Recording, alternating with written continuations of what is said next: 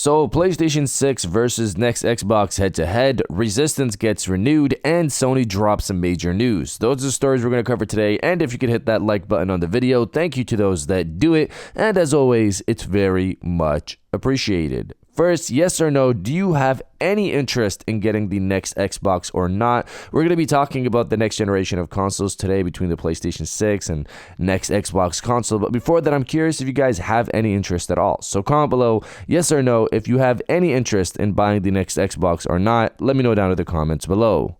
Now, diving into the first story of the video, Resistance gets renewed. So this is a quick story here. Recently, people noticed the Resistance trademark on the European Union Intellectual Property Office website, and people looking at this on a first glance, it'll look like the IP has been renewed. Even for myself, I thought that was the case, but it actually looks like this is just an old registration that's just continuing. It's just telling you that this is continuing up until its expiration. If you look at the timeline, it looks like it could have been renewed today on January 29th, 2025. But what I noticed looking at this is just that's just an updated date. This was registered back in 2015 and it has an expiration for 2035.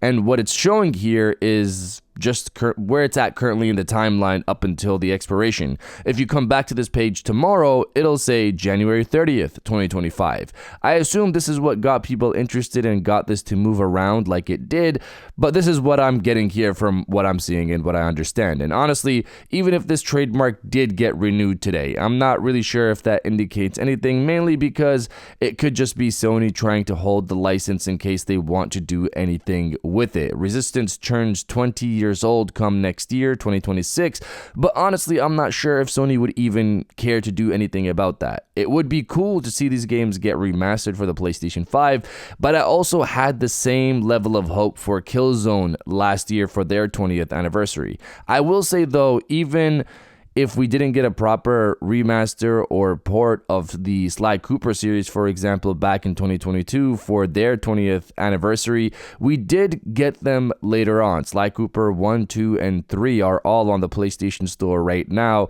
using the new emulation process that Sony has, but obviously they didn't land on the 20th anniversary of PlayStation. It took some time. So who knows? Killzone could get ports to the PlayStation 5 and even Resistance at some point. And if you're enjoying the video so far, hit that subscribe button and join our growing community on our way to 150,000 subscribers. Fight or we die. Isn't that right? Now, diving into the second story of the video, Sony drops major news. Reading from Push Square, a dramatic shakeup of the Sony hierarchy has seen PlayStation ditch its dual CEO approach less than a year after it was introduced. Ex-Guerrilla Games managing director Hermen Hulst was appointed co-CEO alongside platform business group bigwig Hideki Nishino following the departure of Jim Ryan. The pair's tenure officially started on June 1st, 2024, but that run is over as Nishino will now take sole CEO control of Sony Interactive Entertainment, the Sony business subsidiary which contains PlayStation. I am truly honored to take the helm at Sony Interactive Entertainment, Nishino said in a press release. Technology and creativity are two of our biggest strengths as we continue to focus on developing experiences that deliver entertainment for everyone. We will continue to grow the PlayStation community in new ways, such as intellectual property expansion, while also delivering the best in technology innovation. I want to thank Herman for his expertise and leadership as he continues his role as CEO, Studio Business Group. I am deeply grateful for the PlayStation community and their continued support, and I am very excited for what the future holds. So, this was a pretty huge piece of news randomly dropped last night. Hermen Hulst has lost his position as co-CEO of PlayStation, but he's still managing Sony First Party, which is what he did before. The difference now is that he will answer to Nishino, which means he doesn't have the power that he had before as co-CEO of PlayStation. I'm wondering why Sony decided to go this route, because was it some choices that Herman made and they believe Nishino is the way to go? I'm really curious to see if someone like Jason Schreier, for example, manages to get an inside report of why this happened and how this went down. Nishino is the hardware guy and had a big part for the design and UI experience for the PlayStation 5, so maybe Sony seems to see some value in his capabilities there. Let's see and hope that he delivers during his time as CEO of PlayStation. But you guys let me know if you're happy or sad that Herman is no longer the co-CEO. Let me know down in the comments below.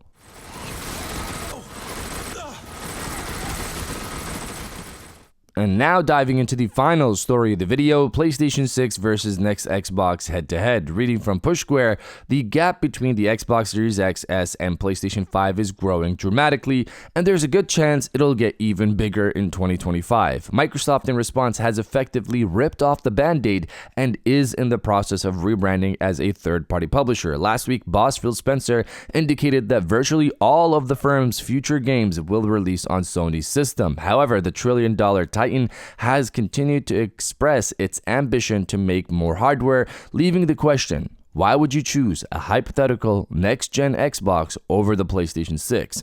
Spencer says his organization plans to beat Sony on console capabilities and not necessarily games. I want people to pick hardware based on the capabilities of that hardware and how that fits into the choices that they want to make about where they want to play, and we want our hardware to win based on the hardware capabilities that we have, he told Gamertag Radio. The outspoken executive didn't offer any examples of the kind of capabilities he expects to offer. As it stands, the experience between the Xbox Series XS and PlayStation 5 is quite similar. Sony focuses a lot on the immersion of the DualSense and technologies like Tempest 3D audio, while Microsoft points to features such as Quick Resume and its Play Anywhere initiative. So this is really an interesting approach because Microsoft is a software company, so they might have some advantages, but if you look at the Sony side, they also have a lot of great features as well on the PlayStation 5. The editing and video capture set up on PlayStation 5 is leaps over what Xbox has. For example, Quick Resume, while I personally really like it